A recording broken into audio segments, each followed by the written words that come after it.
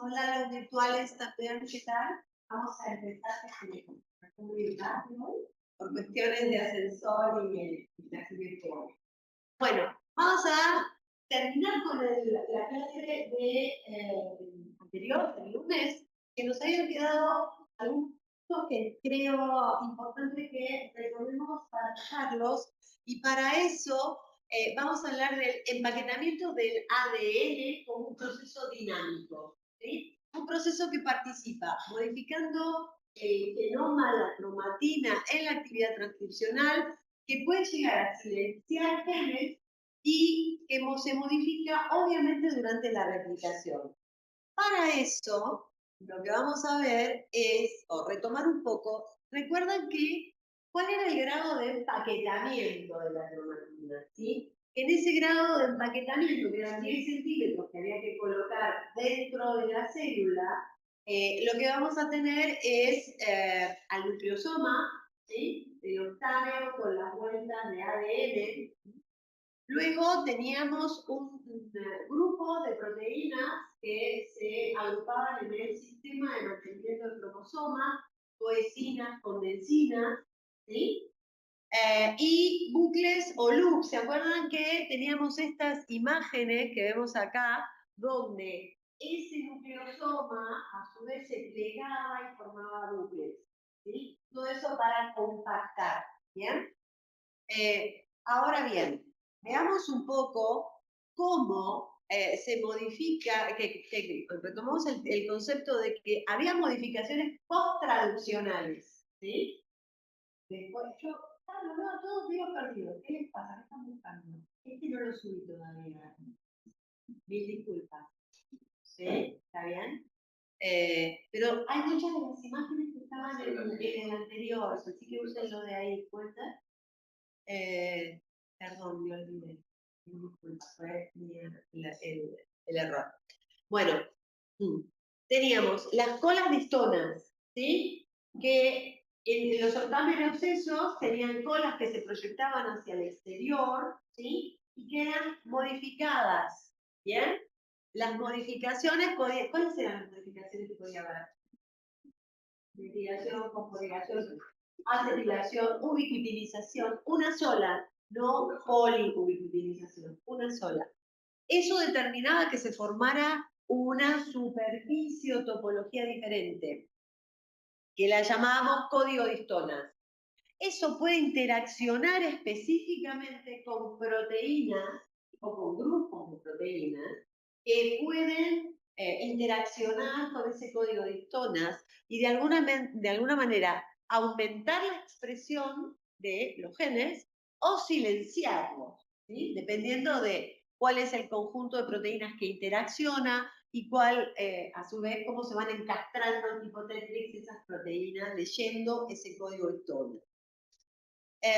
Y sí, lo que quisiera que veamos acá es lo que ustedes tienen en la izquierda de la pantalla en negro con multicolor, es el núcleo de una célula, ¿sí? En la cual se han teñido los cromosomas con diferentes fluorocromos, ¿sí? Es decir, anticuerpos marcados con fluorocromos. Esos anticuerpos reconocen secuencias de ADN y se unen, ¿sí? Y dan fluorescencia.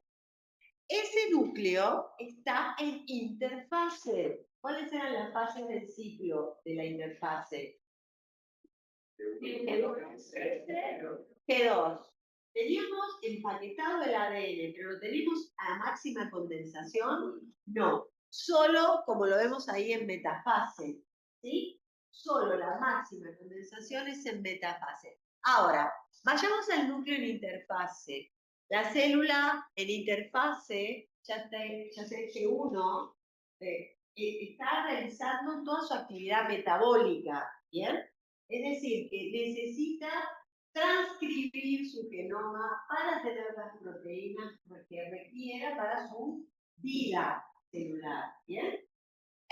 Por lo tanto, lo que vamos a ver en ese núcleo, fíjense cómo están todos los cromosomas, sectores de regiones nucleares de silenciamiento de genes, ¿sí? Las que están generalmente asociadas a la envoltura nuclear. Regiones donde hay genes, hay cromosomas, pero estamos silenciados.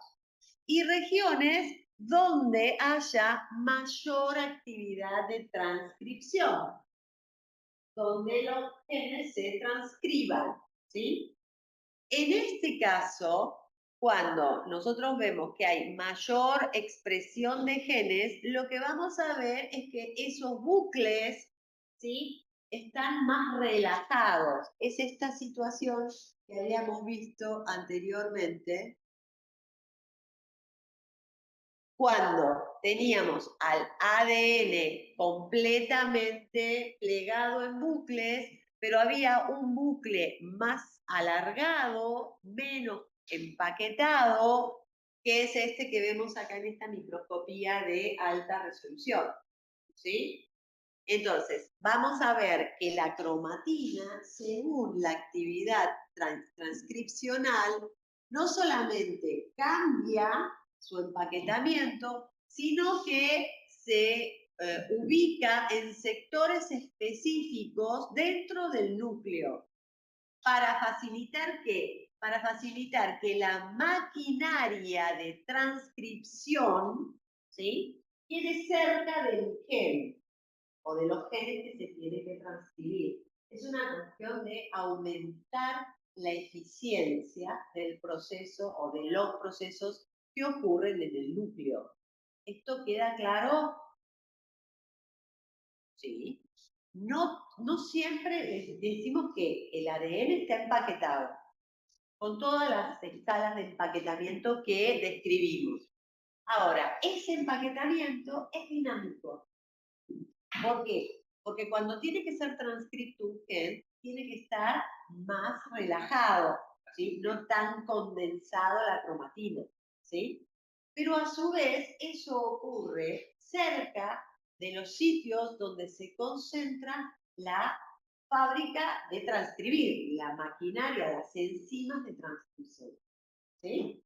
Porque si, supongamos, donde tenemos que transcribir un gen que está en el borde de la membrana nuclear y toda la maquinaria de transcripción está del otro lado, es poco eficiente, ¿sí? Tengo que concentrar o aglutinar los procesos celulares, ¿sí?, incluso en el núcleo.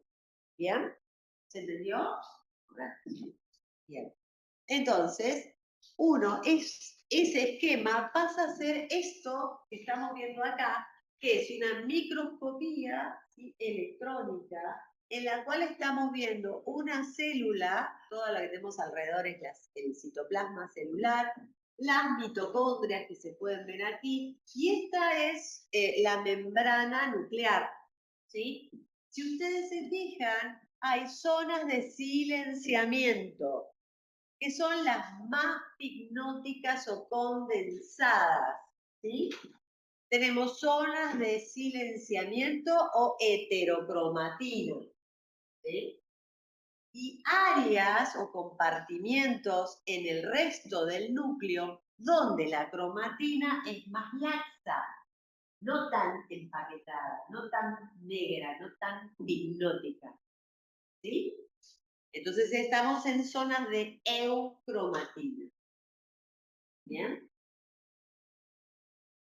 A su vez, tenemos regiones altamente condensadas que constituyen lo que se denomina el núcleo.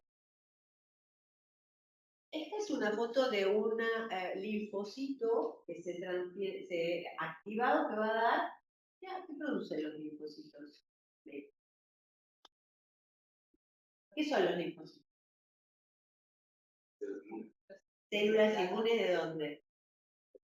Sangre. ¿Sí? Es una de las subpoblaciones leucocitarias. ¿Y qué hacía la célula inmune de sangre? ¿Qué hace el linfocito B? Genera anticuerpos. Se transforma en célula plasmática, ¿sí? Y genera anticuerpos, ¿sí?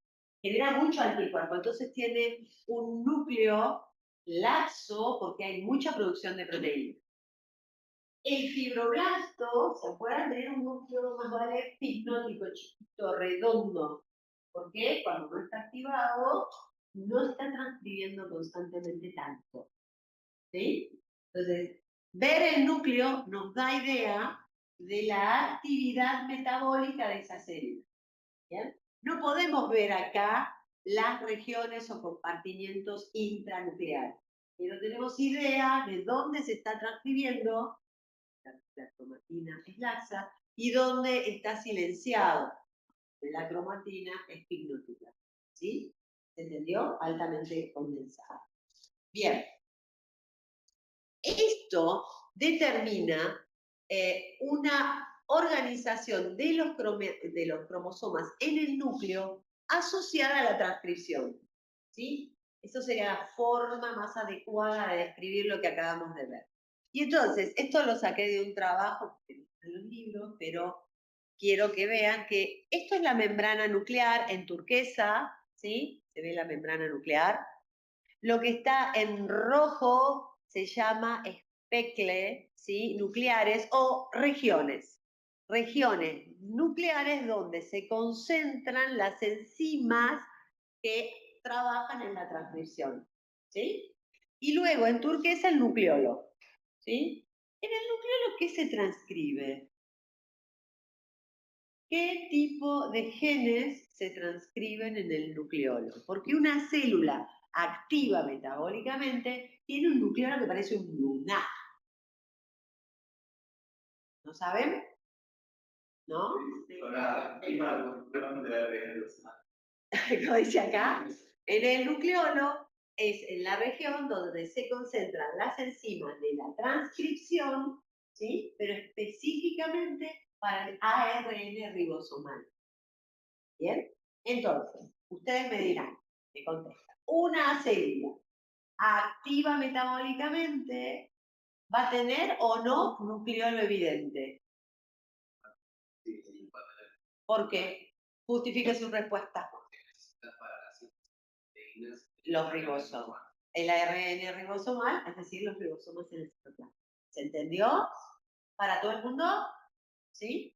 Bien, entonces, lo que hace esta diapo es, entre estas líneas negras, es aumentar ese espacio en el núcleo entre el especle rojo y el nucleolo en turquesa.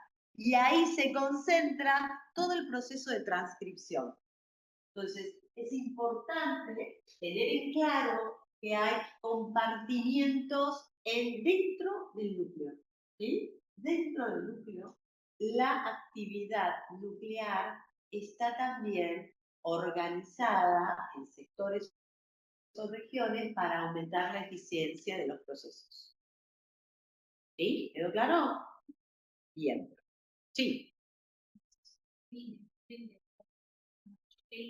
Donde había cromatina o cromatina, era ahí la está determinado por era de ahí en esa es un compartimento dentro de, exacto, dentro del núcleo. Es decir, la cromatina puede estar muy empaquetada, pero si ese cromosoma está codificando genes que necesita en un momento la célula, lo va a poner relajado y lo va a seguramente a poner cerca de todas regiones donde muchas enzimas de transcripción. Y en el momento en que deja de necesitar, supongamos una célula que tiene que avanzar, ¿sí? Entonces tiene que reformular todo su citoesqueleto. Entonces necesita adherirse al soporte mientras está avanzando. Entonces hay proteínas asociadas al proceso de migración que cuando está fijada no las expresa. ¿Sí? Las expresa cuando tiene que caminar, cuando tiene que migrar. ¿Sí? Y otra cosa es que todas las células de nuestro organismo tienen la misma información. Sin embargo, algunas son musculares, otras son, y dentro del muscular hay musculares lisas o musculares estriadas, otras son macrófagos, otras son neuronas. La expresión del genoma, todas tienen el mismo genoma porque vinieron del mismo huevo, ¿sí? Del mismo cigoto. La expresión de ese genoma es diferente en el mismo individuo. ¿Sí? Y eso también está de la mano del silenciamiento expresivo, el enemigo inhibido. ¿Sí? Bien, seguimos entonces. Lo que les traje acá es para que vean que lo que estamos hablando es realmente de estudio actual. Este es un trabajo del 2018 y habla de esos, que hay vecindades o regiones dentro del núcleo asociadas a la actividad de ese núcleo. Y eso se está estudiando ahora, ¿sí? Recién, digamos, es de conocimiento relativamente nuevo. Bien, dijimos que ahí era con actividad transcripcional. Ahora, voy a tener que silenciar genes, ¿sí? ¿Por qué? Porque ese tipo celular no expresa todo su genoma, ¿sí? O hay que silenciar el cromosoma X, ¿sí? Es uno de los cromosomas X, ¿bien? Entonces, lo que teníamos eran modificaciones post-traduccionales de las colas de histona. En este caso está ejemplificada la metilación. ¿Bien? Luego de la metilación, cuando esas histonas están metiladas, fíjense que volvemos a que se genera una topología, una superficie en ese sector del cromosoma que es reconocido por proteínas de manera específica. ¿Sí? Esa proteína que acá está ejemplificada como HP1 reconoce esas secuencias metiladas, ¿sí? E interacciona. Generalmente estas interacciones son de tipo iónicas, no covalentes, ¿sí? Entonces, a mayor número de interacciones iónicas no covalentes, aunque son débiles, esto genera una alta energía de interacción, ¿sí? Entre las HP1 y esas histonas metiladas. Y a su vez, cuando interaccionan, las HP1 cambian su conformación y más HP1 pueden llegar a interaccionar. ¿Sí? Solo la metilación llega a esto, a esa estructura con muchas HP1 sobre una región, ¿sí?, del cromosoma o sobre estas regiones de heterocromatina. Fíjense ustedes, en esta situación con tanta proteína arriba del nucleosoma, ¿es posible transcribir? ¿Es posible que la maquinaria de transcripción llegue al gen? Imposible. ¿Sí? Entonces se habla de un silenciamiento por heterocromatización. ¿Ya? Hola. ¿Se entendió este concepto? Lo van a retomar con la doctora Mahowin para ver aplicado a silenciamiento del cromosoma X. Pero tengan presente esto, ¿sí? Para comprenderlo. Bien. Y por último, dijimos que el empaquetamiento es dinámico durante la replicación, ¿sí? Y entonces acá lo que tenemos dibujado es en rojo la molécula en realidad de ADN, las dos hebras de la molécula de ADN, ¿sí? Y cuando están estas dos hebras, se separan, van a iniciar la horquilla de replicación, ¿sí? Esto viene en el sentido entre donde está abierto hacia el lado que está cerrado. La flecha en verde indica hacia dónde se está copiando cada una de las hebras, ¿sí? Cuando se origina la horquilla de replicación, van a ver todo el mecanismo molecular con la doctora Casali de la replicación. Fíjense que las histonas del octámero, hay algunas, como son las H2A y H2B, que quedan libres, ¿sí? Porque acuérdense que tenemos las dos vueltas alrededor del octámero, ¿sí? El octámero en la horquilla de replicación empieza a perder esa interacción de tipo no covalente. Hola. Y entonces se separan, pero no se separan todas las histonas del octámero, solo algunas, ¿sí? Algunas quedan asociadas a la hebra de ADN. Abajo, lo que vamos a ver es que quedan los tetrámeros de H3 y H4 de las otras todavía interaccionando con el ADN.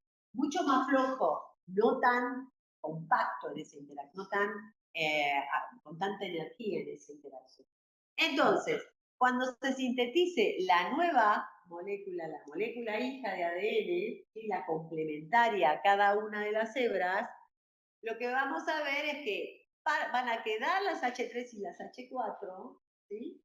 Pero se van a incorporar algunas H2 y H2B viejas y otras nuevas, ¿sí? Lo mismo que con las H3 y las H4, ¿sí? Si hay una herencia epigenética que se mantiene desde la célula madre o progenitora a la célula hija. Por esto de que durante la replicación hay síntesis de cadenas hijas de ADN y hay síntesis de los octámeros, ¿sí? Pero no es que se borran todos los octámeros, quedan algunos de las histonas asociadas al ADN. Entonces nos van a quedar nuevas moléculas de ADN recién duplicado, algunas mantienen las modificaciones epigenéticas que presentaban las H3 y las H4, ¿sí? Las que quedaron unidas, ¿sí? Pero obviamente, como se duplicó el ADN, también va a haber H3 y H4 sin metilar o sin montar. ¿Se entendió? ¿Sí o no? ¿Queda esto? Sí. Cuando se abre la horquilla de replicación, algunas de las histonas van a aflojar su interacción con el ADN y van a liberarse, ¿sí? Otras van a quedar asociadas al ADN, ¿sí? Ahora replico el ADN, duplico las moléculas de ADN. Voy a tener que duplicar para poder empaquetarlo las moléculas de histona, ¿sí? Pero no voy a duplicarlo todo, sino que algunas van a ser las viejas, las que estaban en la célula progenitora. Y otras van a ser las nuevas. Las viejas, las de la madre, son las que están aportando la herencia epigenética. ¿Ah? ¿Sí? Y esto es clave, porque esto está relacionado con la predisposición, ¿sí?, familiar a algunas patologías que no están relacionadas con una mutación en el genoma, sino por esta herencia epigenética. ¿Bien? Bueno. Y durante la replicación, que también creo que estaba en las diapos anteriores, quería hacer mención a que nosotros siempre hablamos de las H2A, H2B, H3 y H4 como histona, ¿sí? Pero hay variantes. ¿Se acuerdan que dijimos que era una familia de histonas, una familia de proteínas? Y hay otras, además de esas, ¿sí? Fundamentalmente, por ejemplo, la que tienen aquí debajo que se llama macro H2A, ¿sí? Empaqueta ADN y de alguna manera lo que va a hacer es empaqueta de tal manera que lo silencia, ¿sí? O la otra, la H2AZ, ¿sí?, tienen pequeñas modificaciones, empaqueta ADN que es muy activo desde el punto de vista de la expresión. ¿Se entiende? Pequeñas variaciones en la molécula de las histonas reconocen diferentes secuencias sobre las cuales el ADN va a interaccionar. Y lo que sí quería llamarles la atención es en esta que se llama SEMP-A, que es la que estaba en el centrómero. Es la que codifica. ¿Qué era el centrómero?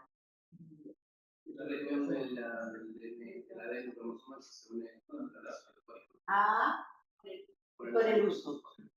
¿Sí? Con el uso mitótico, ¿sí? Sí, eran secuencias entantes, repetidas, ¿sí?, que no estaban más relacionados con lo estructural que con lo transcripcional, con la codificación, ¿sí? ¿Se entiende? Bueno, entonces, lo que quiero que vean es que los ubico. Donde dice ADN del centrómero, están los nucleosomas del centrómero, ¿sí? Si acá viene el cromosoma y lo que tenemos ahí en ADN del centrómero es el ADN que está empaquetado con la variante SEMPA, ¿sí? La variante de histona SEMPA, ¿sí? ¿Qué importancia tiene eso? Que reconoce secuencias específicas digamos, la topología del centrómero, la superficie del centrómero, es aquella región del cromosoma que puede interaccionar con todas estas proteínas, ¿sí? Todas las proteínas en turquesa que se ve y este anillo en anaranjado, que parecen supositorios anaranjados, ¿sí? Esto es lo que se denomina la placa cinetocórica o el cinetocoro, que relaciona al cromosoma con el uso mitótico que está en verde, ¿sí? No puede interaccionar en cualquier lado la placa cinetocórica ni el uso mitótico, ¿sí? No puede interaccionar en cualquier, no se puede pegar en cualquier parte del cromosoma, tiene que ser en el centrómero. Y para que esto se dé así, no puede estar cualquier histona, sino esta variante de histona. ¿Bien? Bueno. Suelo preguntar en los finales, en los parciales, cuál es la importancia, creo que lo puse después, cuál es la importancia de las histonas. Mencione más de 2 importancias de las histonas, ¿sí? Al menos 3. Entonces, no solamente pongan el octámero con el empaquetamiento, ¿sí? No que poner como que controla la placa mitótica y por qué, la placa cinetocórica durante la mitosis, por qué puede llegar a silenciar, ¿sí? Que no se queden solo con el empaquetamiento. Y más adelante les puse un cartel así en rojo que dice, no subestime a las histonas. ¿Está? Si queda... ¿Eh? Bien. Vamos, acá lo puse. Bueno, ahí está. ¿Qué región de las histonas sufre modificaciones? Estos son ejercicios como para ver si comprendieron el tema. ¿Qué tipo de modificaciones posttraducionales? ¿Qué consecuencias estructurales y funcionales desencadenan estas modificaciones? Y acá puse, ojo, no subestimen, ¿sí? Son las modificaciones posttraduccionales de las histolas, solo las modificaciones posttraduccionales de las histolas contribuyen al silenciamiento de los genes, solo la modificación, porque, ¿sí? ¿Y cuál es la base molecular de la herencia epigenética? Traten de aprender los temas, comprenderlos, no solo desde la descripción, sino aplicándolo o cambiándole preguntas, ¿sí? Como digo siempre, me preguntan, estoy en la cátedra. Vamos al de hoy, teórico de hoy, que son los mecanismos moleculares de la transcripción y la traducción. Tenemos 2 mecanismos que aprender, vamos a hacer mucho foco en transcripción y espero llegar a la traducción. Y lo que les puse acá, que es esta macetita, ¿sí? No nos podemos quedar con los contenidos que vimos en el CBC de traducción y transcripción, ¿sí? Vamos al árbol, ¿sí? Para llegar a fin de nuestras carreras, al bosque, ¿está? Bien, entonces, vamos a, ¿dónde ocurre el proceso de transcripción? Primero, ¿dónde ocurre y qué es el proceso de transcripción? Y eso lo pueden definir ustedes. ¿Eh? En el núcleo de las células, ¿y qué es el proceso de transcripción? ¿Qué transcribo? ADN, ARN. Primero y principal, es ahí donde ocurre la transcripción. ¿Dónde ocurre la traducción? En el citosol, y esto es importante, el citosol es diferente al citoplasma, ¿sí?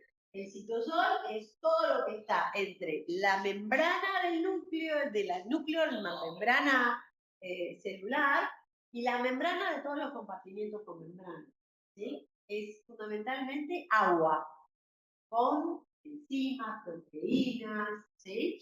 Algunos factores, iones, ¿bien? Ese es el citosol. Toda síntesis, no hablo de transcripción, toda síntesis de una proteína se inicia en el citosol, ¿sí? Después van a ver que según la secuencia de señal va a ir o a la mitocondria o va a ir al retículo endoplasmático, Golgi y vía de secreción, o va a ir al núcleo, el citosol al núcleo, ¿sí? Pero siempre se inician los ribosomas libres en el citosol. ¿Alguna pregunta? Ok. Bueno. Y dijimos que necesitamos en un proceso de transcripción transcribir la información del ADN en ARN, ¿sí?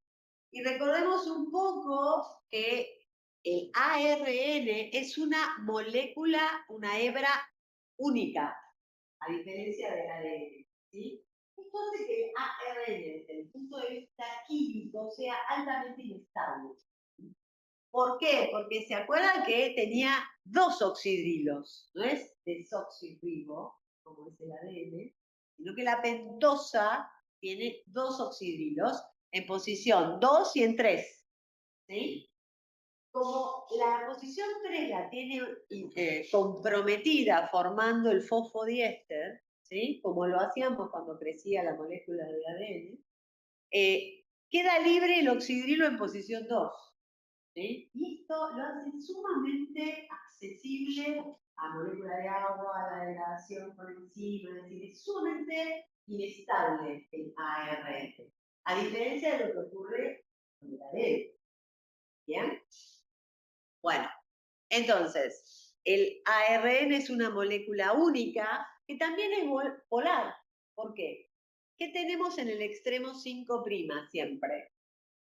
Un fosfato libre. ¿Por qué? Porque el oxidrilo de posición 3 hacía ese ataque nucleofílico, ¿sí?, sobre el fosfato del nucleótido que estaba entrando y generaba el fosfodiéster.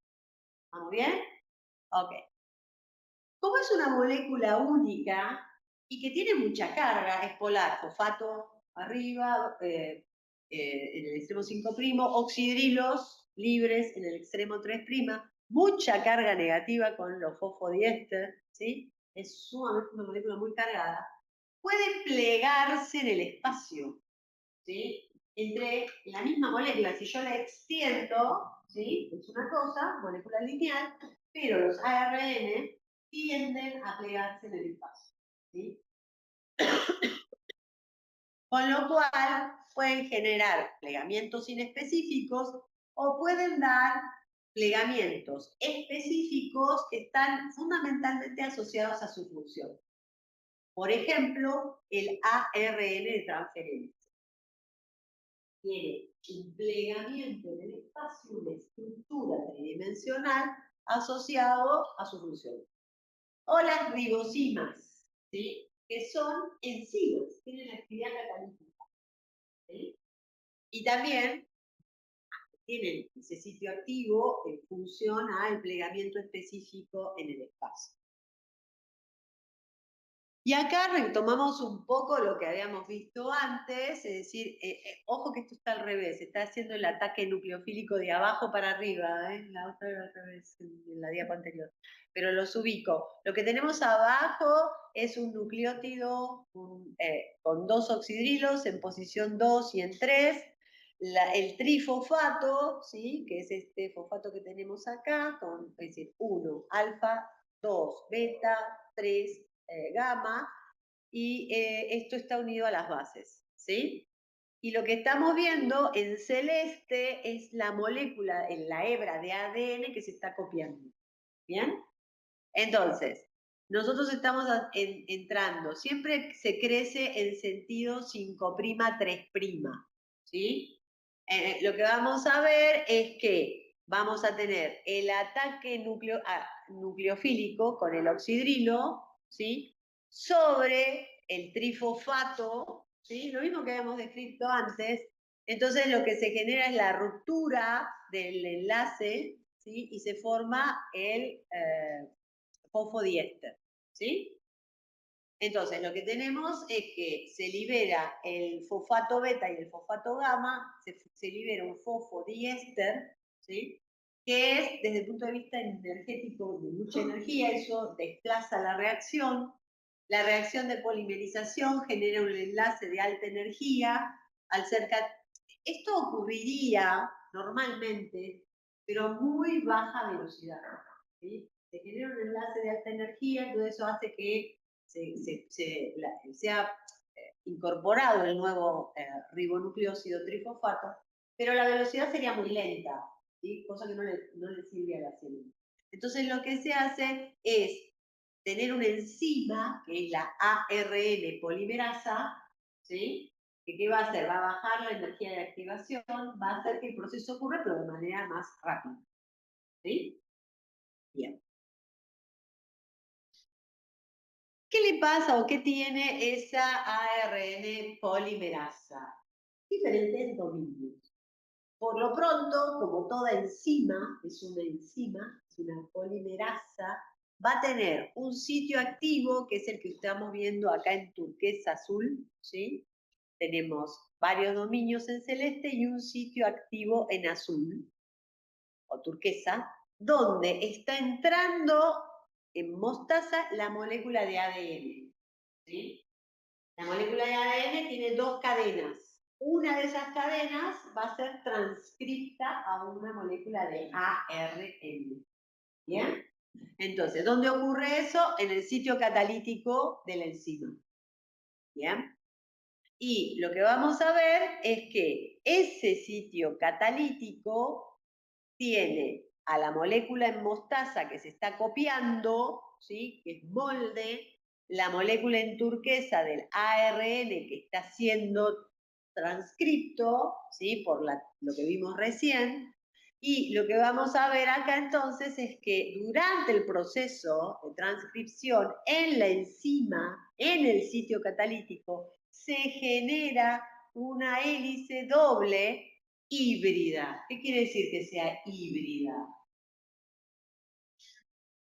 Tiene ADN por un lado, una de la cebra y la otra de ARN. No son las dos de ADN o las dos de ARN. ¿Sí? Es híbrida. ¿Bien? Solo ocurre esto en el sitio catalítico. ¿Bien? Ese sitio catalítico, además, permite la entrada del ribonucleósido que va a tener que ser incorporado. ¿Sí?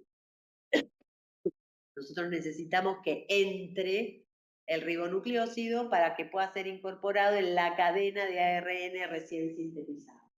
¿Bien?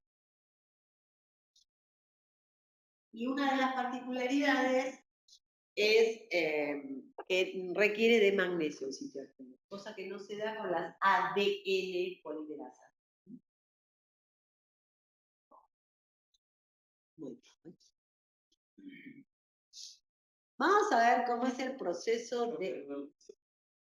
¿sí?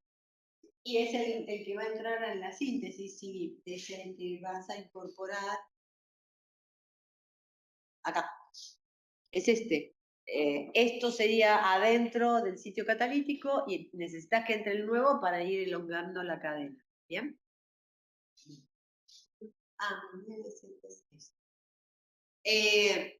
Particularidades de la actividad enzimática. Crece la cadena de ARN, crece en sentido 5' entre 3'. ¿Sí? Y esto es por el bendito ataque nucleofílico, pasa lo mismo con la molécula de ARN. Se rompe el enlace fosfato alfa-beta, ¿sí? Y se genera un enlace de alta energía. A diferencia de lo que ocurre con la replicación, no hay cebadores. ¿Se acuerdan que durante la replicación del ADN se usaban, sobre todo se ve mucho más en el fragmento de Okazaki, necesita cebadores o primers, ¿sí? En el caso de la ARN polimerasa, esto no ocurre, no necesita cebadores. Y como, digamos, no tiene la información absoluta, no tiene el requerimiento de que tiene que ser tal cual lo que dice el genoma, puede cometer errores. Es una enzima que, si bien se corrige, vamos a ver, pueden cometer errores. Y yo les dije que se formaba un híbrido, ¿sí? Un híbrido entre el ADN y el ARN, ¿sí? En el sitio catalítico. Ese híbrido no está muy, no interaccionan mucho, es que se separan rápido, ¿sí? No es una unión tan estable como las dos hebras de la molécula de ADN. ¿Se entiende esta diferencia? ¿Sí? Y por último, la enzima es muy rápida en su proceso y asegura múltiples copias de instancia, ¿sí? Si sale el gen, se mete otra vez y vuelve y saca copias de instancia.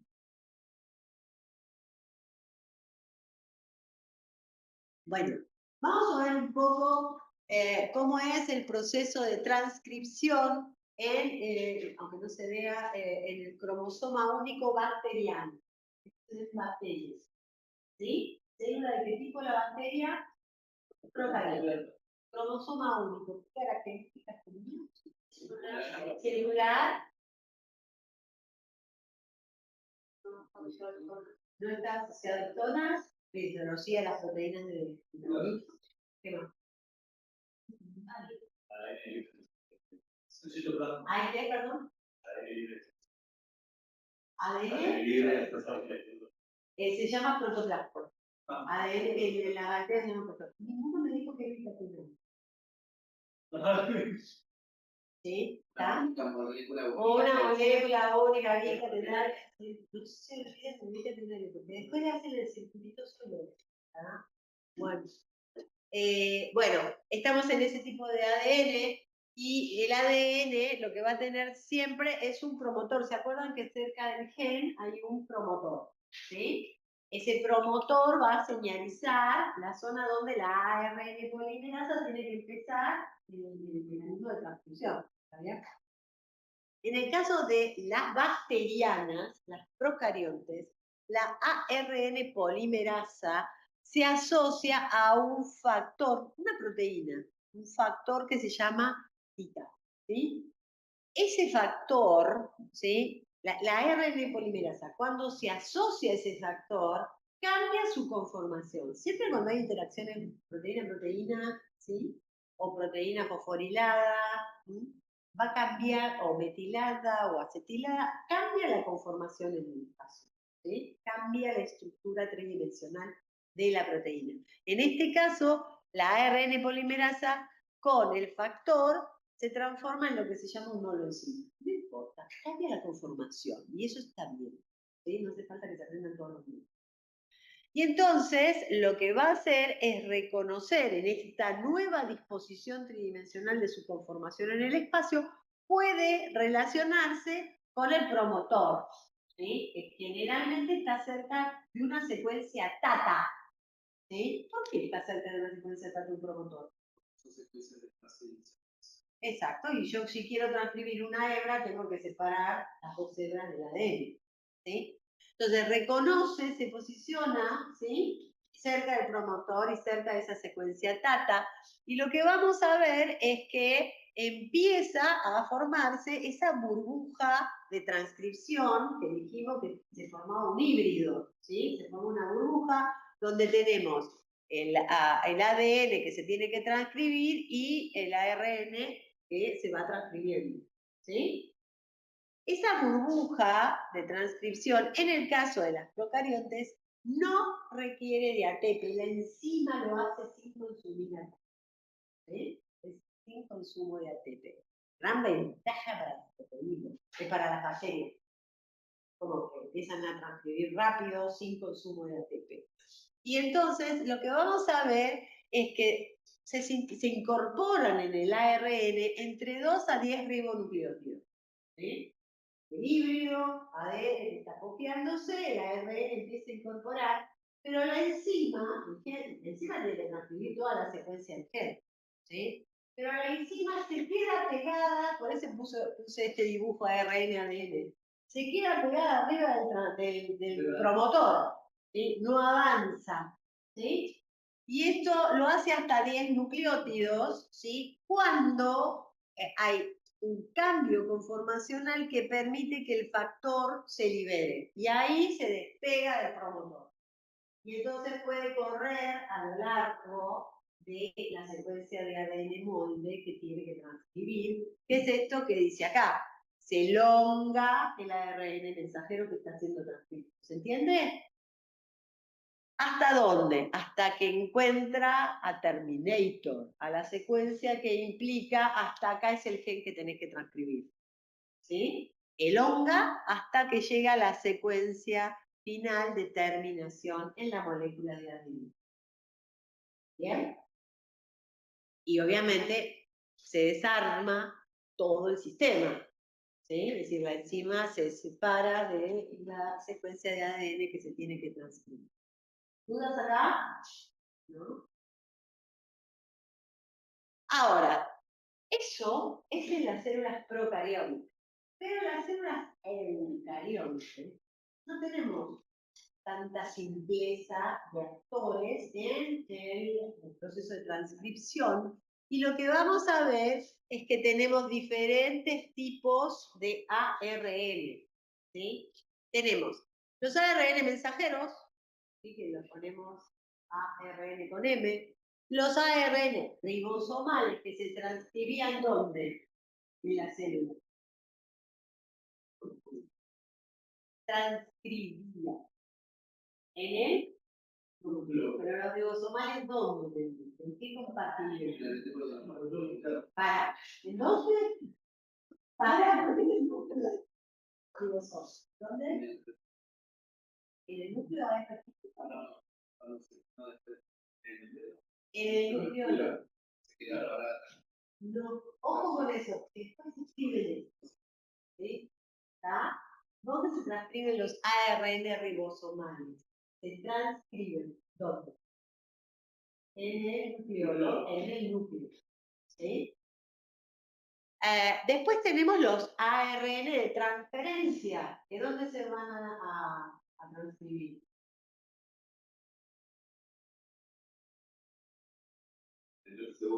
Ahí está, en el núcleo. Es en el núcleo. ¿Sí? Si mete el núcleo, no mete la pata. ¿Está bien? Luego tenemos los ARN pequeños, ¿sí? Del núcleo. Los ARN pequeños nucleolares, o sea que están en el nucleolo, y ven los compartimientos que están, o subcompartimientos nucleares.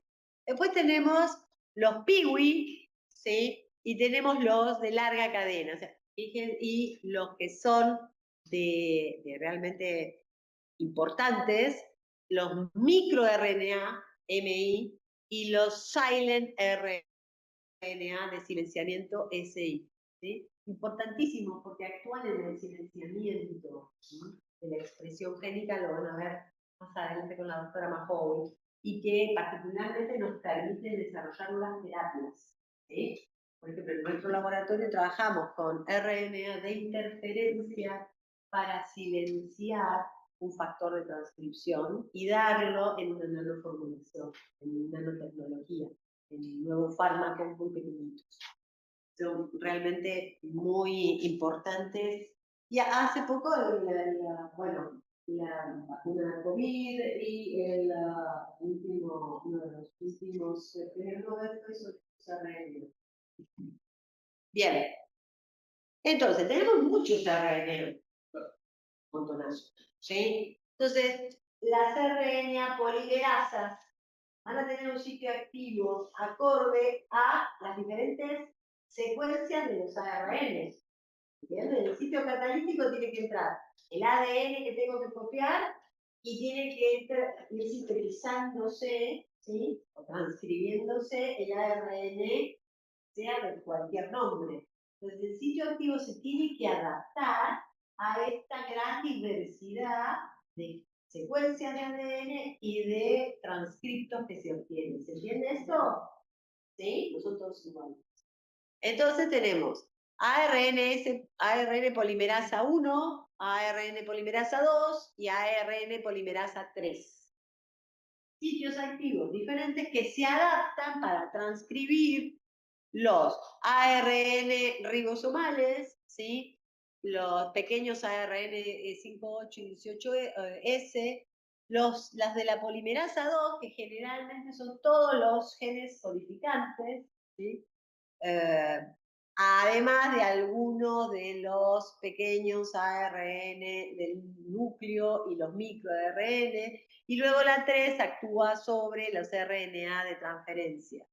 ¿Sí? Fíjense que el sitio catalítico se adapta un poco al tipo de ARN mensajero que van a ser transcriptos. ¿Sí? ¿Por qué? Porque ahí tiene que entrar la secuencia de ADN que codifica esas diferencias. ¿Se entendió esto? Bien. Bueno, como puse acá, el sitio catalítico reconoce diferentes secuencias de ADN. De ahí las diferencias de sensibilidad. Nuevamente, las ARN polimerasas son una familia de... Bien, nos vamos a poner acá, arriba, ¿sí? Tenemos secuencia a transcribir. En rojo es el gen, la secuencia que tiene que transcribirse con intrones y exones. ¿Bien? Lo que tenemos es el promotor que le va a, digamos, como una señal, le va a indicar a la AR polimerasa a partir de dónde tiene que empezar a transcribir. ¿Sí? Y luego tenemos corriente abajo o corriente arriba, los reguladores o moduladores, son los factores de transcripción que aumentan o amplifican la expresión de un gen.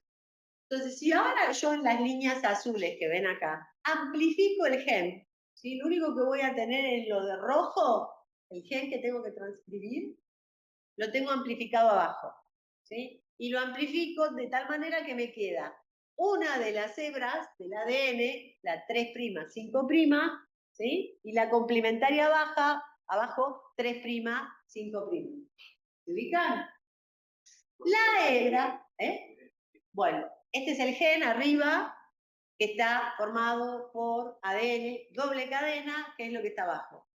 Entonces tengo cadena polar complementaria. 5', 3', la complementaria es 3', 5'. ¿Sí? La que va a servir de molde, en este caso, y como siempre digo, se aumenta, se sintetiza, se polimeriza en sentido 5', 3', ¿sí? En violeta tengo el ARN transcriptor. ¿Se ubicaron? ¿Todos? ¿Repito o no? ¿Cómo? ¿Lo de corriente arriba esto? No, lo vas a ver después, no tengo que... Esto solo, fíjate. 5', 3', y 5', 3' a la complementaria. ¿Sí? La polimerasa lo que va a hacer es copiar en sentido. Crece, ¿sí? En sentido 5', 3', por esto de que siempre en el 5' que me queda un grupo fosfato, o sea que el oxidrilo atacó y va creciendo la cadena. ¿Sí? ¿Está bien? ¿Y acá qué me va a quedar en el 3'? El oxidrilo libre. ¿Está bien? Entonces 5', 3'. ¿Bien? Fíjense que el transcripto de ARN es complementario ¿a quién? Al molde. ¿Y es igual a quién? A la complementaria del molde. ¿Está bien? ¿Sí? Bien. El transcripto es complementario a la hebra molde e igual a la cadena de ADN que no actúa de molde. ¿Bien? Pero incorpora uracilo, esto porque es ARN, por eso no es exactamente igual, en lugar de timina. ¿Se ubicaron? Vamos que van a ver en genética. Esto, habíamos visto cómo actuaba la polimerasa en una célula procariótica. ¿Sí? En las células eucariontes vimos que había una gran diversidad de ARN, una gran diversidad de ARN polimerasas. ¿Sí? Entonces, vamos a ver que el proceso de transcripción es un poco más complejo, obviamente. ¿Sí? Entonces tenemos factores generales de la transcripción en las células eucariontes. ¿Esto qué quiere decir? Estos factores generales de la transcripción están siempre. Se transcriba el gen que se transcribe. Siempre va a haber factores generales de la transcripción. No son otra cosa que proteínas, pero ellos tienen que estar siempre. Luego tenemos factores que favorecen la transcripción o que la frenan. Entonces tenemos factores activadores de la transcripción y represores de la transcripción. Por lo tanto, estos factores activadores o represores dependen de la actividad de lo que requiera la célula. ¿Sí? Van a beneficiar la transcripción de alguna cosa cuando la necesiten. ¿Sí? Pero siempre, además de ese activador, vamos a tener que tener los factores generales de la transcripción, sí o sí. ¿Bien? Y vamos a ver que tanto los factores generales de la transcripción como los factores activadores o represores específicos tienen una estructura, un dominio, un motivo, perdón, en el cual siempre hay dedo de zinc. Esto lo vieron en proteínas, la diferencia entre dominio y motivo. ¿Sí? Los motivos dedo de zinc, se llama dedo de zinc porque es el movimiento, estos dedos de zinc interaccionan con secuencias de ADN. En el sector donde hay interacción de una proteína con secuencias de ADN, hay siempre este tipo de motivo, dedo de zinc. ¿Sí? Entonces, por ahí yo les puedo preguntar cuál es la característica, cuáles son los factores generales de la transcripción y qué motivo presenta. ¿Sí? ¿Y cómo está formado ese motivo? Porque viene un motivo que es algo de proteínas. ¿Bien? Y este gráfico que tienen acá era nuestra conocida TBP, Tata Binding Protein, ¿sí? Que acá está en verde y turquesa, con dedos de zinc, interaccionando con la secuencia de ADN en la Tata Box o cerca del promotor para poder abrir. Bien. Una particularidad que es importante tener en cuenta es que las ARN polimerasas transcriben, ya sea la 1, la 2 o la 3, y actúan no solo en el ADN que está, ¿se acuerdan? Que el acceso bucle estaba más laxo, más. Por ahí el gen está alrededor del octámero, ¿sí? Entonces, de alguna manera se las ingenian para transcribir genes que están en el nucleosoma, en los bucles, en el empaquetamiento, ¿sí? Porque tanto que lo tenemos empaquetado, pero también lo tenemos que transcribir. ¿Se entiende? Bien. Vamos entonces a ver cuál es el mecanismo de transcripción en células eucariotas.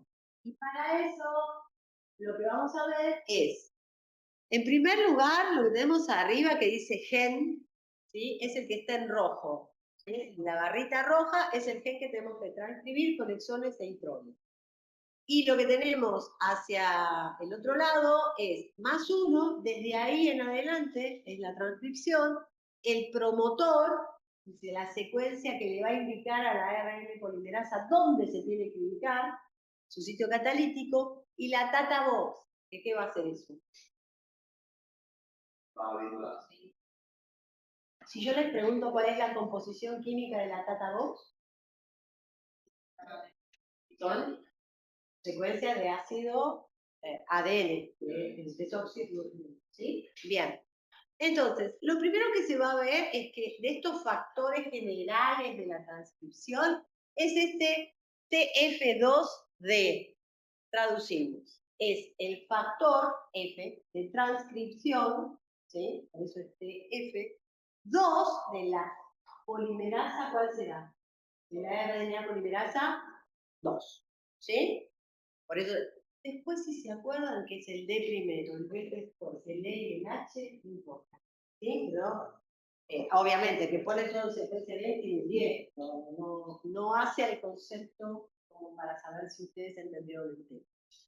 Entonces, tenemos el factor de transcripción D de la RNA polimerasa 2, que tiene un dominio, ¿sí? Una parte de ese factor, que es una proteína, un dominio TBP, de unión a la Tata Box, ¿sí? Tata Binding Protein. Por lo tanto, ese factor se va a unir a la Tata Box, ¿sí? Se ve que tienen ahí en verde unión del factor a la Tata Box. ¿Bien? Verde se va a unir al verde más claro. ¿Se entiende? Ahí, ¿vamos bien? Reconoce dónde se tiene que posicionar la RNA polimerasa.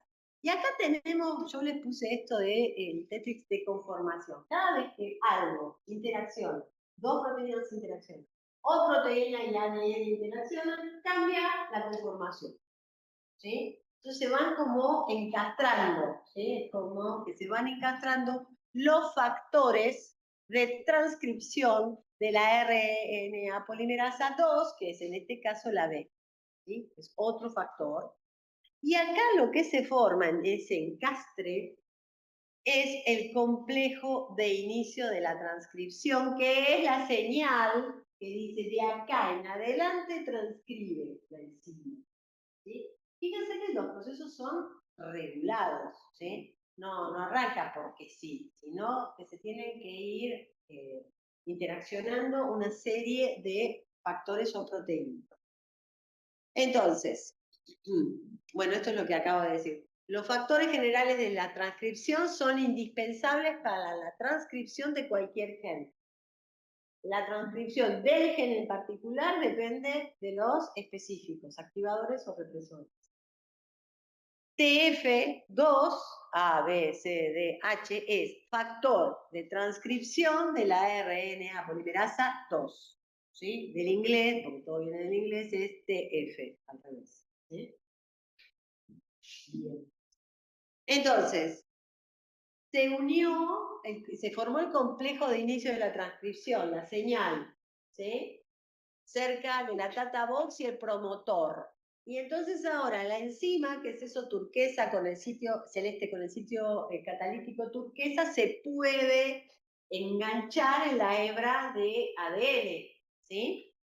Y ahí vamos a tener las dos hebras de ADN que se van a abrir, se tienen que abrir, y la molde que se tiene que transcribir. En el sitio catalítico, como lo habíamos descrito antes. ¿Vamos bien? Entonces, cuando interacciona, ¿sí? Lo que vamos a ver es que hay, se unen otros factores, el E y el F, y esto permite que se una sí uno muy importante, que es el H. ¿Sí? El H es muy importante, porque además de dar esos cambios de conformación, cuando el H interacciona con todos los otros factores de la transcripción generales, expresa, es decir, tiene dominios que tiene, por un lado, actividad de helicasa. ¿Sí? ¿Qué será esta actividad de helicasa? ¿Posta? Claro, se para la doble. En realidad es muy emplumado decir cortar porque cargas información. Separa, es decir, al sumo lo que hace es desnaturaliza, sería el término, ¿sí? En condiciones fisiológicas celulares, la molécula de ADN, separando sus dos células. ¿Sí? Esto es lo que decimos desde un punto de vista científico, ¿sí? Con lenguaje científico. ¿Bien? Entonces, por un lado tiene actividad de helicasa, y acá la apertura de las dos moléculas, la separación, requiere de ATP. ¿Se acuerdan que cuando dijimos la procariante la tiene fácil, la eucariante no? El proceso de transcripción es energéticamente costoso porque consume ATP. ¿Bien? Y por el otro lado, el mismo factor, el H, por eso este sí se tiene. El H tiene actividad de quinasa. ¿Qué quiere decir que tenga actividad de quinasa? Fosforila. ¿Y la fosfatasa qué hace? De fosforila. ¿Sí? Esta tiene, por un lado, un dominio que tiene actividad de quinasa y otro dominio que tiene actividad de helicasa. Lo cual está bueno porque tengo a la ARN polimerasa unida a la hebra, a la molécula de ADN, con un factor que está separando las dos hebras, ¿sí? Y entonces le queda el sitio catalítico como para que ingrese el nucleótido, y empiece el proceso de transcripción. ¿Vamos bien? Y entonces ahora lo que vamos a ver es que no solamente empieza toda la síntesis del ARN nuevo, lo ven acá abajo, la colita de ARN que está saliendo, ¿sí?, de la molécula de la enzima, ¿sí?, sale del sitio catalítico, sino que y entonces hay una elongación del transcripto, va creciendo, lo que se va copiando, transcribiendo, sino que además la ARN polimerasa, ¿sí?, en su extremo carboxiterminal, la ARN polimerasa, ¿qué es? Desde el punto de vista de la composición química. Es una enzima y es una proteína. Entonces tengo un extremo carboxiterminal y un extremo, el otro extremo amino terminal. ¿Sí? En el extremo carboxi o dominio carboxiterminal de la ARN polimerasa 2, en este caso, lo que vamos a ver es que este factor con actividad de quinasa le empieza a incorporar fosfatos a la cola de la enzima. El ARN se sintetiza, pero a su vez la cola de la enzima empieza a ser fosforila. ¿Bien? Entonces, este factor es muy importante por eso. Tiene dos actividades cruciales. Abrir, separar las dos hebras de ADN y por el otro lado fosforilar el extremo carboxiterminal o CD3, el extremo carboxiterminal. Fundamentalmente al principio fosforila las serinas de la cola. ¿Sí? Y repito, y lo puse acá, ojo, son aminoácidos. ¿Sí? Porque son la cola de la enzima es aminoácido. El sitio catalítico hay ADN, hay ARN. No metamos la pata, la cola de la enzima es proteína. ¿Sí? Bien. ¿Y por qué es importante esta fosforilación? Lo que vamos a ver es que al fosforilarse las serinas, en posición 5, por eso ven arriba fosfato en posición 5, hay dos fosfatos en posición 5, ¿sí? La fosforilación del extremo carboxiterminal de la ARN polimerasa, cada vez que fosforilo, cada vez que interacciono, cada vez que utilizo, ¿qué le pasa a la proteína? La cola cambia la conformación. En este caso, la cola de la enzima, ¿sí? Y al cambiar la conformación, la cola de la enzima puede interactuar con esa coma turquesa que representa las proteínas o las enzimas en realidad, que sirven para el capping, el capuchón, ¿sí? Que le colocan al extremo del ARN en el extremo carboxiterminal. Ahora lo vamos a ver. Pero esas proteínas para hacer el capping, ¿sí? Se incorporan solo porque la cola de la ARN polimerasa fue fosforilada por el factor H. ¿Se entendió? ¿Sí? Ok. Entonces, fosforilo la serina 5, cambia la conformación, interaccionan las enzimas que aportan el capuchón, que ahora lo vamos a ver, en el extremo 5' al ARN. Y fíjense que la proteína que le pone el capuchón en el espacio está muy cerca, está saliendo la cola del ARN y la cola de la enzima le va a poner el capuchón. ¿Sí? Es para hacer eficiente el proceso. Otra quinasa, que no es la del factor H, lo que va a hacer es poner fosfato, porque es una quinasa, pero en la posición 2. Si le pongo otro fosfato, que cambie en la cola de la enzima de la ARN quinasa. La conformación. Ahora, además de interaccionar con las proteínas de capping, va a interaccionar con las enzimas que participan en el splicing, ¿sí? Que vamos a ver, en la sacada de los intrones, ¿sí? De la molécula de ARN. ¿Bien? Y por último, cuando todo esto está interaccionando, en la cola interaccionan proteínas que favorecen la poliadenilación del otro extremo del ARN mensajero. ¿Sí?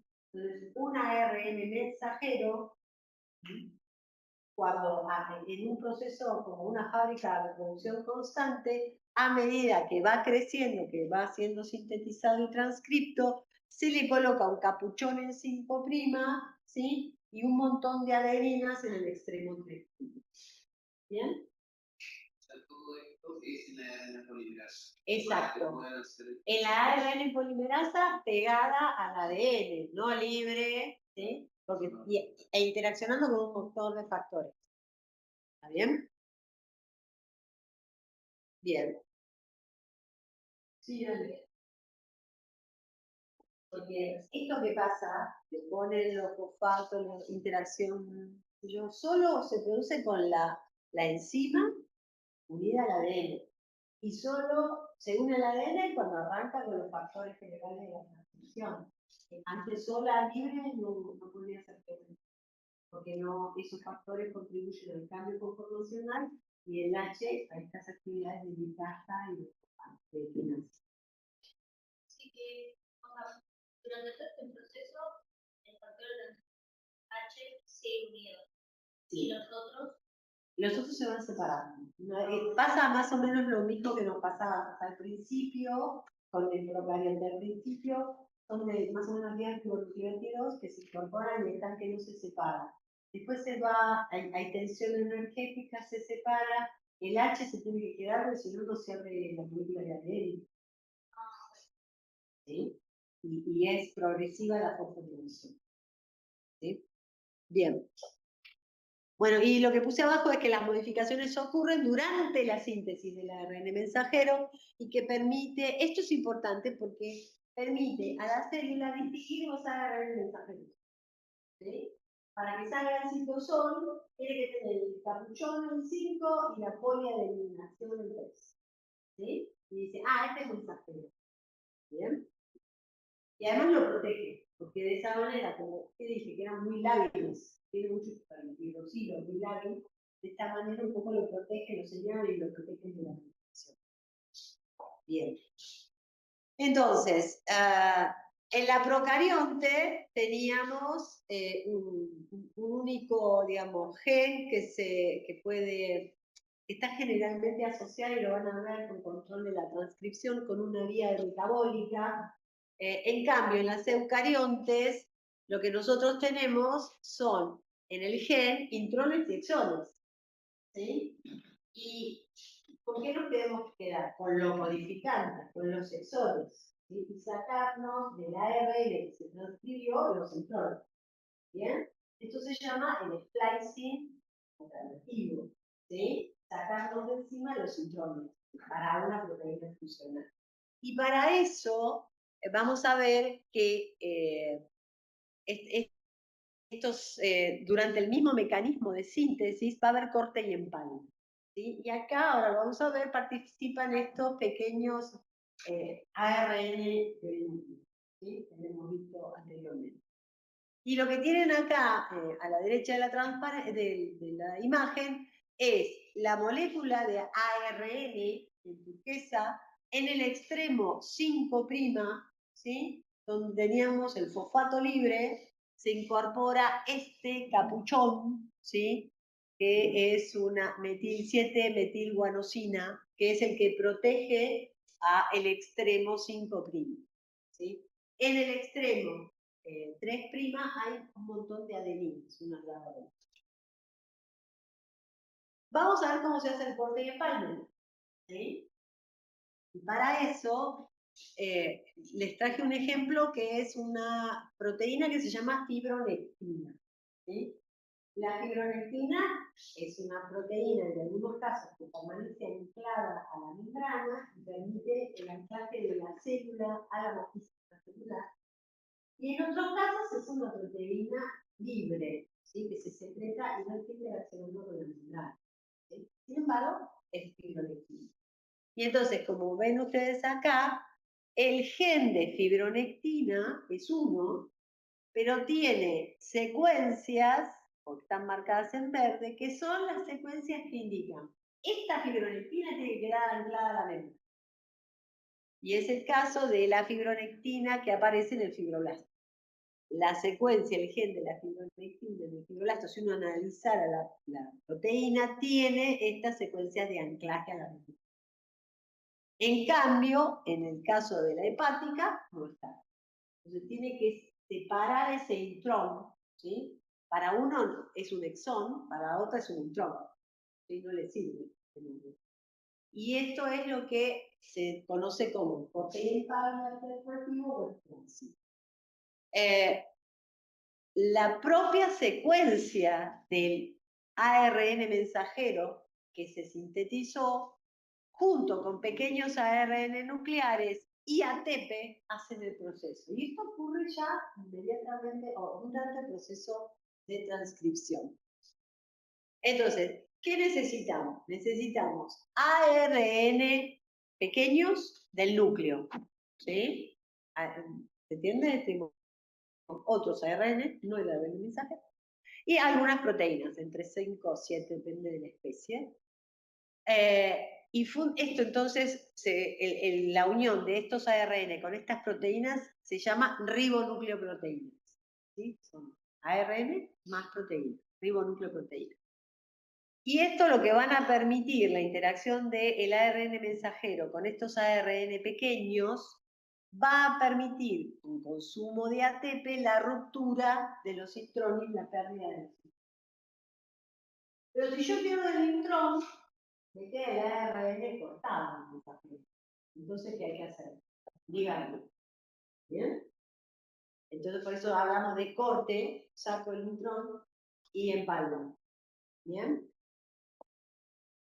Esto, como les dije, a medida que se iba sintetizando la molécula de ARN mensajero, el extremo, ven ahí 5' en el final de la colita, de la enzima, el ARN, al lado está la colita de la enzima siendo fosforilada, ¿sí?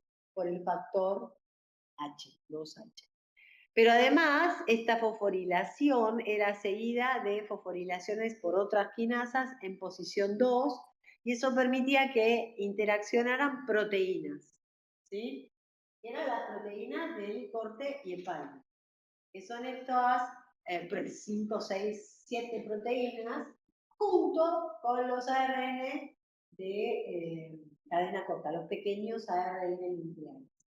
Y entonces, lo que nosotros tenemos todo puesto así, todo largo, ¿sí? Es el transcripto que tenemos de ARN mensajero, que vino de un gen, que es lo que está en negro arriba, que tenía intrones y exones, ¿sí? Me tengo que quedar con el exón y tengo que sacarme de encima los intrones, ¿sí? Entonces, se reconoce el extremo 5' del intrón y el extremo 3' del intrón por esta serie de proteínas y por los pequeños ARN mensajeros nucleolares, ¿sí?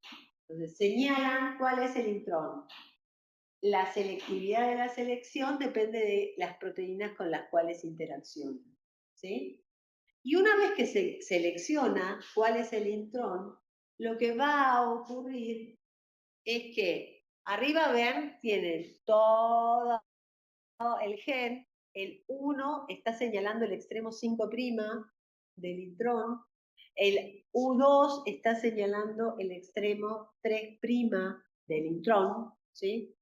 Una vez que se reconocen, lo que va a hacer es unir el resto de los pequeños RNA del núcleo, se unen, ojo que acá tenemos RNA, ¿sí? Que se va agrupando como bloque, y lo que esto se conoce como spliceosoma, ¿sí? Es una maquinaria para cortar intrones, el spliceosoma. Lo que va a hacer es formar como un lazo, ¿sí? Saca el intrón y paralelamente a que saca el intrón, une los dos extremos del exón, ¿sí? Para que no se pierda información. Se forman una primera transesterificación, una segunda transesterificación, se saca este lazo e inmediatamente ven acá otra vez el extremo 3' ataca al fosfato del extremo 5' y se une esto para constituir el exón y liberar el intrón. ¿Sí?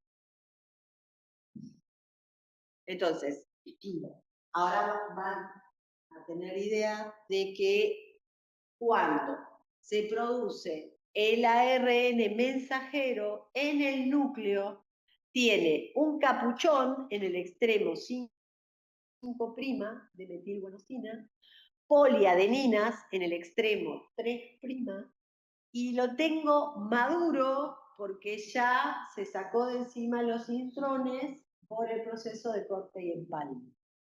Tengo ¿Dónde actúa ese ARN mensajero? ¿En el núcleo? En el citosol. ¿Sí? Para eso tiene que salir del núcleo, tiene que tener asociada una proteína, ¿sí?, que le permita atravesar los poros, ¿sí?, nucleares y salir al núcleo. Perdón, al citosol. Del núcleo al citosol. ¿Dónde van a ser traducidos? ¿Bien? Bien. Si ya me voy, decirle al teléfono que me voy. No pasa nada. Bueno, mecanismo de traducción. Sabemos que tenemos 20 aminoácidos, ¿sí? Esos 20 aminoácidos tienen 64 codones. ¿Qué son los codones? La secuencia triplete de bases, ¿sí? Que dan lugar a los diferentes aminoácidos. Entonces uno tiene una tabla de la primera posición de uracilo, citosina, adenina y guanina, y de la segunda y tercera posición, y ahí tiene las diferentes secuencias que codifica para los diferentes aminoácidos. Lo que ocurre es que en todos hay un marco de lectura, es de dónde a dónde se va a traducir, estamos en traducción, desde un codón de inicio, que en general para todos es metionina, a un codón de terminación, que en realidad hay 3 codones diferentes de terminación, y esto especifica hasta dónde se traduce el ARN mensajero. ¿Bien? ¿Dónde ocurre el citosol? Luego, durante el proceso de traducción, a veces cotraduccionalmente, a veces no es cotraduccionalmente, la proteína puede quedar en el citosol, traslocar nuevamente al núcleo, es decir, ahora es proteína la que traslota al núcleo, o ingresar a la vía secretoria, ¿sí? O ir a mitocondrias o peroxisomas. Bueno, según el marco de lectura, obviamente uno tiene diferentes proteínas funcionales, ¿sí? Digamos, no todas las proteínas son funcionales, hay que respetar ese marco de lectura. Voy a hacer algunos ejemplos en trabajos prácticos.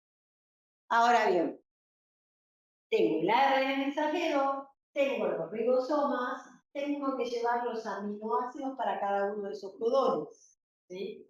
Y para eso tenemos el ARN de transferencia, que como les dije, era una de las conformaciones tridimensionales específicas del ARN, que tiene una forma como de trébol, ¿sí?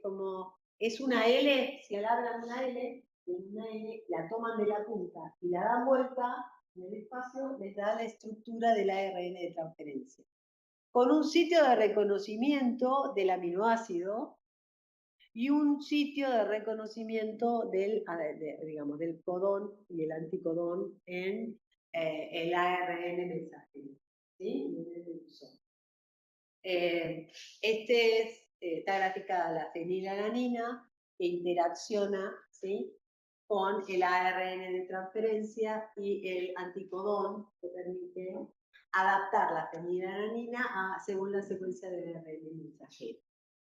Ahora, para que esto ocurra, para que el aminoácido y el ARN de transferencia puedan reconocerse, hace falta una enzima, ¿sí?, que es la aminoacil TARN sintasa. En este caso, para la fenilalanina, que es el ejemplo que venimos trabajando, ¿sí? O sea, tenemos una proteína que tiene un sitio de reconocimiento específico para el aminoácido y un sitio de reconocimiento específico para el ARN de transferencia, ¿sí? Entonces, los ubica en el espacio próximo, ¿para qué? Para que se genere un enlace de alta energía entre el aminoácido y el ARN de transferencia, ¿sí? Y es ahí cuando es posible,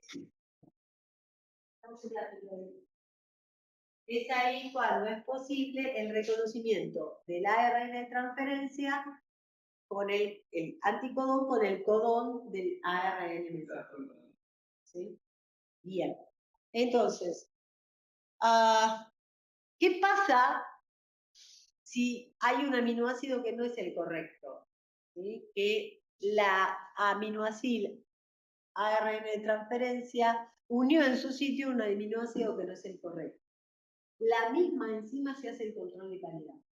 ¿Sí? Tiene un dominio en el cual ingresa el aminoácido, si no es el correcto se genera una tensión energética que le cambia la conformación y desplaza el aminoácido a un lugar de edición donde lo corta. Y queda libre como para, no, este no es el correcto, tengo que interaccionar con, en este caso, fenilalanina. ¿Bien? ¿Cómo crece la proteína? Acá cambiamos de rubro, no son ácidos nucleicos. ¿Sí? Entonces no hay generación de fosfodiéster, como veníamos hablando, sino de enlaces peptídicos, ¿sí? Entre los diferentes aminoácidos. Y eso se da directamente por incorporación del grupo amino en el extremo carboxi terminal de la proteína en crecimiento. Y para ir terminando, esto ocurre en el ribosoma. ¿Sí? En el ribosoma hay una subunidad menor, una subunidad mayor, y la incorporación del ARN mensajero determina la formación de dominios, de regiones, en los cuales se produce el proceso de traducción, ¿sí? Una que es el sitio de unión al aminoácido con el ARN, ¿sí? Otra que es el sitio donde se polimeriza, se da el enlace peptídico, y otro que es el exchange de salida. ¿Sí? Ojo que no solamente necesitamos ARN mensajero, aminoácido, ARN sintasa,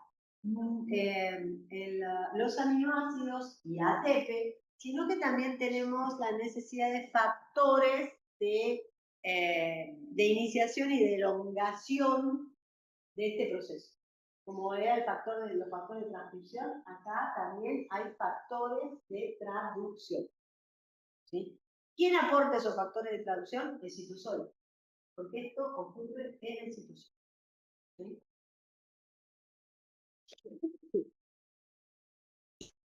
Y bueno, acá les dejé algunas preguntas como siempre, pero sí quiero solo hacer referencia a esta última, ¿sí? Que dice, usted está sintetizando un tripéptido, ¿sí? In vitro, ¿qué quiere decir que es in vitro? En el tubo de ensayo, afuera de la célula. ¿Sí? Dice, otra opción podría ser en un sistema libre de células. ¿Sí? ¿Está bien? Mencione las moléculas que deberá agregar en el tubo de ensayo para hacerlo. No necesito ARN ribosomal, su unidad mayor, su unidad menor, aminoácidos, ATP, factores de elongación, factores de iniciación, la enzima, ¿sí? Todo eso en el cóctel. ¿Qué consecuencias observará en su ensayo si se olvida de agregar el factor de elongación? Y queda ahí, no, digamos, avanza y después si no hay factores, por ahí los dos primeros, pero después no pasa nada. No sé, exacto. ¿Sí? Estamos hablando de proteína. No se alarga, no se lo une. ¿Sí? Bueno, como este ejercicio, plantéenselos si en lugar de hacerlo in vitro, en un sistema libre de células, ¿qué compartimiento celular ponen en el tubo de ensayo? Citosol. Citosol. ¿Por qué? Justifique su respuesta. Porque es donde se da. No, pero donde se da no me justifica. Porque aporta qué cosas? Factores de iniciación, de elongación, ribosomas libres, ATP, tengo que poner el mensajero, ¿sí? ¿Está bien? Sí, sí. Entonces, el mismo esquema es para decir, no les voy a poner, describa el proceso de transcripción. ¿Está claro? Y con el de transcripción, pasa lo mismo. ¿Qué pasa si hay una mutación en el dominio de quinasa del factor H? ¿Está? No hay transcripción porque no hay fosforilación de la cosa. ¿Está? ¿Está claro? Bien. Nos vemos en la segunda parte de cuatrimestre, especialmente. ¿Dudas por mail o bien? Dale. ¿Ok? Ahora vamos a